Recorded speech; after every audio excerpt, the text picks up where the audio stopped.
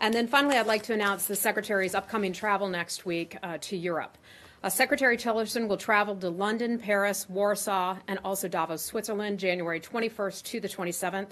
On January the 21st, he'll arrive in London, where he will meet with Foreign Secretary Boris Johnson and National Security Advisor Mark Sedwill to discuss our cooperation on issues of mutual concern around the world, including Iran, Syria, Libya, North Korea, and also Ukraine.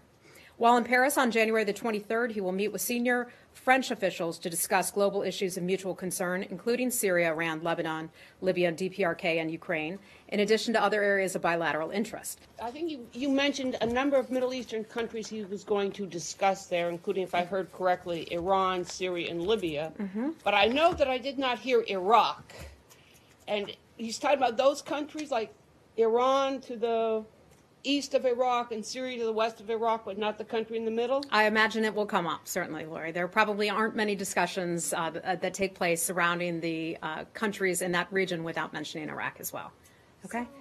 Lori, let's, I know you probably want to talk. Turkey. Oh, guys. The Turkish foreign minister has said that your comment, your position on an SDF border force in Syria remains unsatisfactory. What's your response to his statement? He did say that is unsatisfactory? Yes. The Secretary spoke. I was not aware of that, but the Secretary, I think, addressed that very clearly yesterday, in which he said it was unfortunate.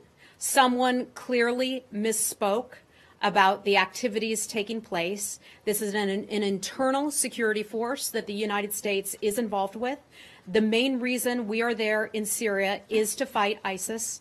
That has not changed. That is our main focus there. I'm sorry that the Turkish individual feels that way, but let me just remind you some of what the Secretary said about this.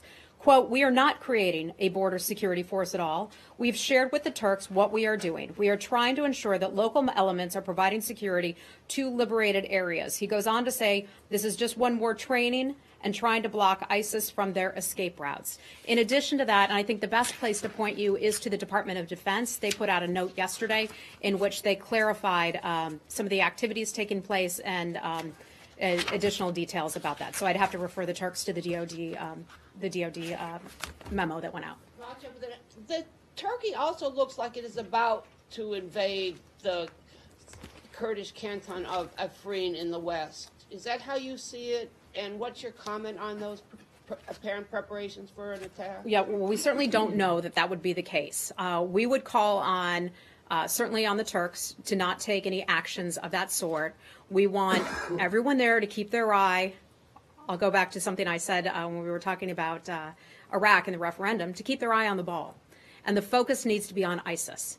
So we don't want them to engage in violence, but we want them to keep focused on ISIS. So you oppose any Turkish attack on Afrin? Look, at this time, we want people to stay focused on ISIS.